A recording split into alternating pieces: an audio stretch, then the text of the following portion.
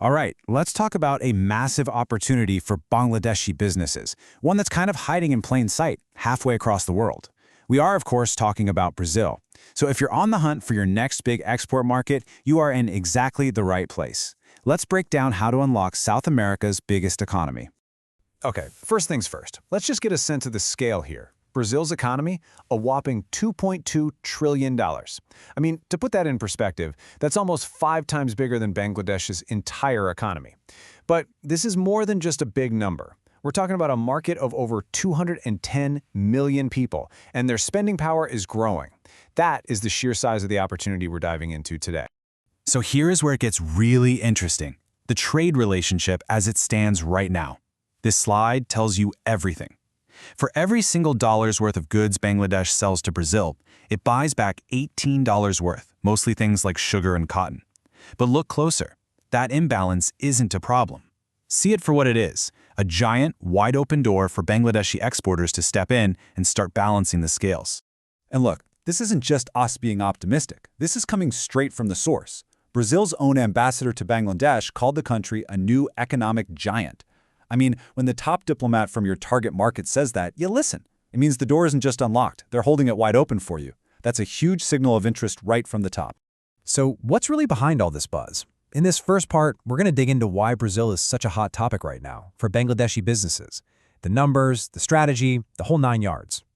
And hey, the proof is in the pudding. The momentum is already building. Just look at these numbers. Exports are climbing, and climbing fast. We're talking a 26% jump in just the last year alone. This isn't some far-off possibility. Early movers are already capitalizing on this trend. So, you might be asking, why Brazil? Why now? Well, it's all about strategy. For a long time, Bangladesh has relied on its traditional markets, Europe and North America. But there's a big shift on the horizon in 2026. As the country's economy graduates to a new status, some of those old trade perks will change. That makes finding new, powerful partners like Brazil not just a good idea, but absolutely essential for future growth.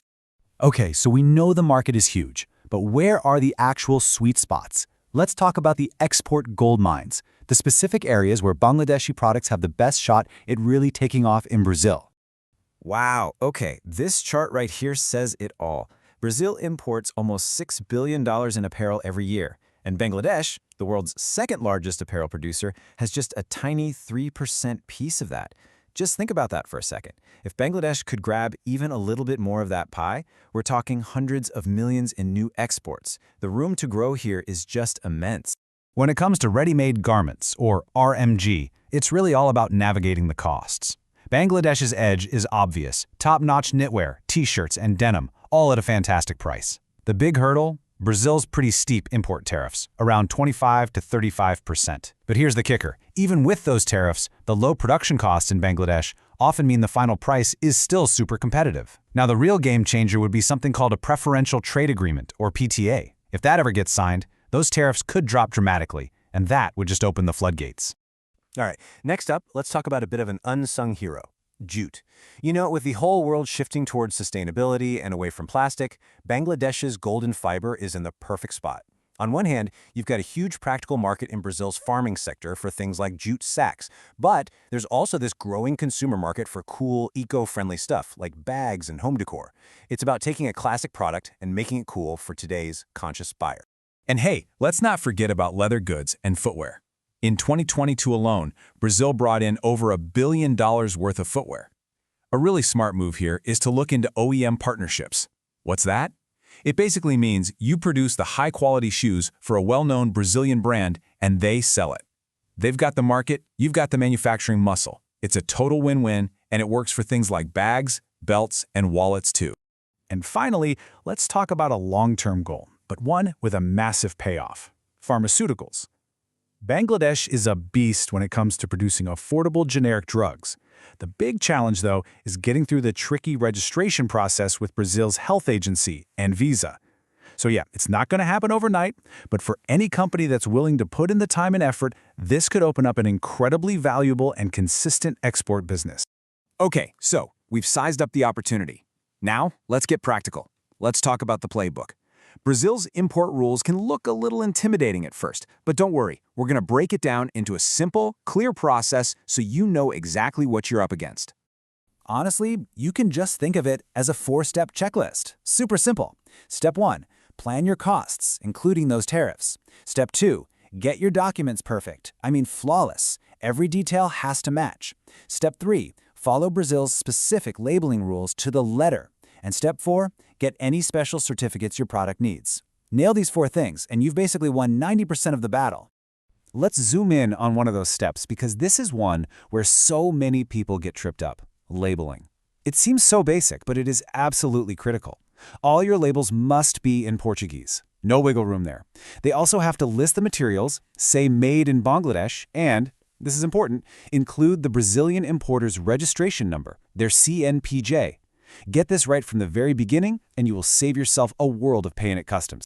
So, what about those special certificates I mentioned? Here's a great example. If you're exporting jute or any other plant-based product, you're going to need what's called a phytosanitary certificate. It's basically an official, pest-free passport for your goods. It proves they've been checked and won't bring any unwanted bugs into Brazil. For these kinds of products, it's an absolute must-have. All right, so your product is packed, your paperwork is perfect, which leads to the next logical question. How does it actually get from, say, Chattogram all the way to Sao Paulo? Let's talk logistics. The short answer is sea freight. It's really the only way that makes economic sense. You should plan on a travel time of about 4 to 6 weeks. Now, there aren't any direct ships, so your container will leave Chattogram, go through a huge hub like Singapore or Colombo, and then make the long journey across the Atlantic to a port in Brazil. Factoring that timeline into your plans is super important. Look, trying to figure all this out on your own would be, well, a huge headache. But the good news is, you don't have to. There's an organization built specifically to help you, and it's called the Brazil-Bangladesh Chamber of Commerce and Industry, or the BBCII for short. And the BBCCI is pretty much exactly what it sounds like. It's a bridge, right? It connects businesses in both countries. Their whole reason for being is to make trade easier by helping people network, sharing crucial market info, and just generally solving problems as they come up. So what does that actually mean for you as an exporter? Well, the BBCII offers real hands-on help. They can connect you with buyers they've already checked out.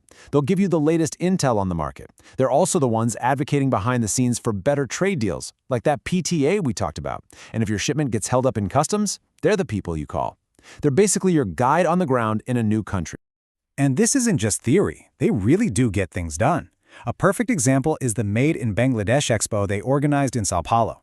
This was the first major showcase of Bangladeshi products ever in Latin America. And it worked. Real deals were signed, new partnerships were formed. That's the kind of real-world impact they have.